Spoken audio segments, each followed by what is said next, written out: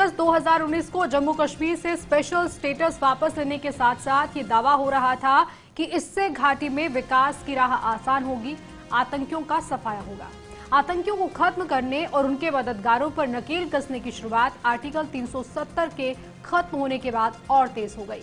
इसी बीच घाटी में पत्थरबाजों और आतंकियों के साथ ही ओवरग्राउंड वर्कर्स को गिरफ्तार किया गया, जिससे आतंकी संगठनों के कमांडरों को खत्म करने में मदद भी मिली। बल्कि पिछले 3 से 4 सालों में कई आतंकवादी और उनके कमांडरों का सफाया हुआ।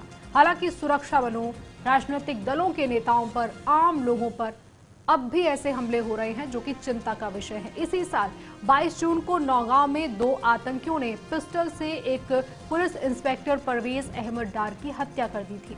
17 जून को ही आतंकवादियों ने श्रीनगर के सैदपोरा में एक पुलिस कांस्टेबल की उसके घर के पास हत्या कर दी। 2 जून को दक्षिण कश्मीर के पुलवामा जिले के त्राल में आतंकवादियों ने नगर पार्षद राकेश पंडिता की हत्या कर दी।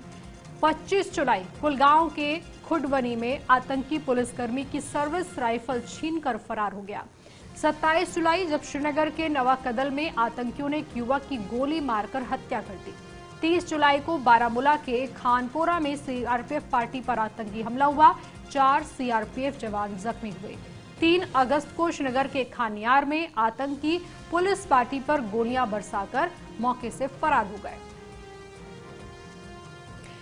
इसी मामले में एक और पहलू जिसको भुलाया नहीं जा सकता वो ये कि जम्मू कश्मीर की अर्थव्यवस्था सबसे ज्यादा पर्यटन पर टिकी हुई है, लेकिन घाटी में बार बार लगते प्रतिबंधों ने पर्यटन क्षेत्र को पछाड़ दिया है। टूरिज्म इंडस्ट्री की जो सबसे ज्यादा नुकसान क्या वजह बनी है वो पिछले कुछ सालों में प्रतिबंध ही बने हैं। आर्टिकल 370 हटने के बाद तकरीबन 1 साल तक घाटी पूरी तरह से बंद रही, लेकिन जब हालात कुछ सुधरने लगे तो उसी वक्त कोरोना महामारी की दस्तक ने सब कुछ बर्बाद कर दिया।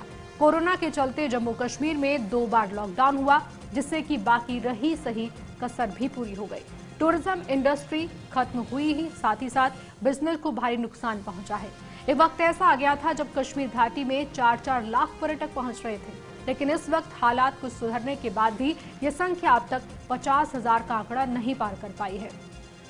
देखिए, जहाँ तक टूरिज़्म का सवाल है तो यहाँ कश्मीर के अंदर अगर आप देखेंगे तो सारा जो हमारा मुनहसर है वो टूरिज़्म पर ही है, लेकिन जितना धक्का टूरिज़्म को लगा है उतना किसी को नहीं लगा है, जितने नुकसान उठाने पड़े, क्योंकि टूरिज़्म से ही हमारा जो सारा जो आता है वही सर्कुलेट हो जाता है नीचे तक।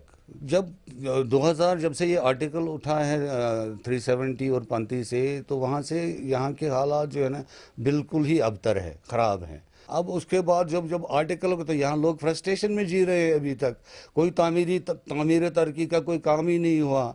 एजुकेशन हमारी ख़त्म, सयाहत हमारी ख़त्म, फ्रूट इंडस्ट्री हमारी ख़त्म, हैंडीक्राफ्ट्स हमारा कुछ नहीं है, तो कैसे हम सर्वाइव करेंगे। तो फुटफॉल जो था बिल्कुल कम हो गया आफ्टर 370। फिर कोविड हो गया, फिर दूसरा कोविड हो गया, तो वो भी उससे भी इफेक्ट बहुत पड़ गया। तो जो हमारी ओवरऑल बुकिंग्स वगैरह थी या जो प्रमोशन हम करते थे उसमें भी हमें बहुत दिक्कतें आई। लोग ट्रैवल करने के लिए तैयार नहीं थे यहाँ पे, तो मूवमेंट भी बंद थी।